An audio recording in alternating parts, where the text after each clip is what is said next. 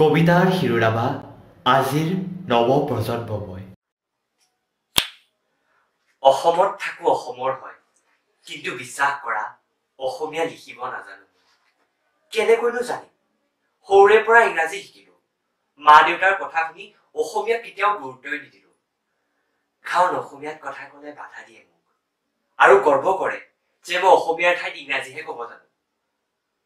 এতিয়াও মনত আছে ক খ গ ঘ এৰি যে মই ABCD শিকিছিলো।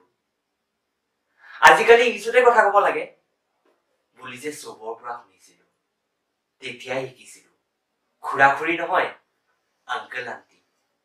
পঢ়া, বহুত পঢ়া। অসমীয়া নহয়, কেৱল ইংৰাজী।